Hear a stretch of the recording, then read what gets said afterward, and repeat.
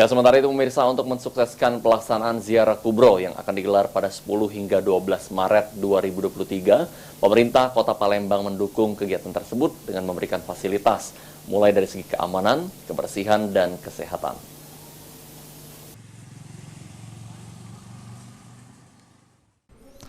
Untuk mensukseskan pelaksanaan ziarah kubro yang akan digelar pada 10 hingga 12 Maret 2023, pemerintah Kota Palembang mendukung kegiatan tersebut dengan memberikan fasilitas mulai dari segi keamanan, kebersihan, dan kesehatan. Sekda Kota Palembang Ratu Dewa juga meminta organisasi perangkat daerah OPD untuk membantu mensukseskan kegiatan ini karena pelaksanaan ziarah kubro merupakan acara yang penting, harus berjalan dengan lancar dan aman.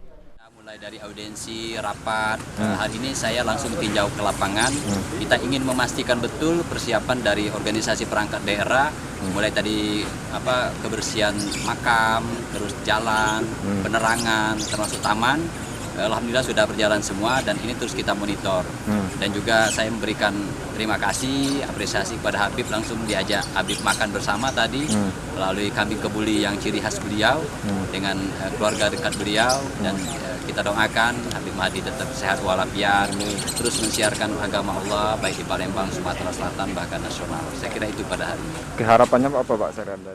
Sementara itu, Ketua Pelaksanaan Ziarah Kubro Habib Mahdi Muhammad Syabah mengucapkan terima kasih atas dukungan dari pemerintah Kota Palembang. Diharapkan momentum kegiatan ziarah kubro menjelang Ramadan untuk mengingat jasa para ulama dan aulia yang terdahulu agar mendapatkan keberkahan.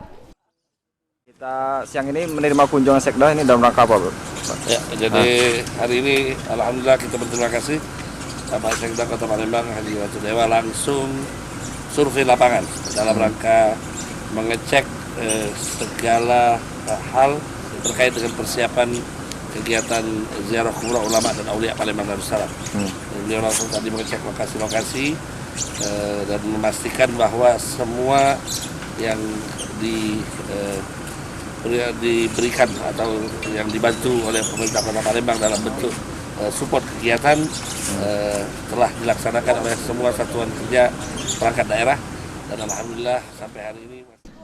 Abidin Triwanto, PAL TV.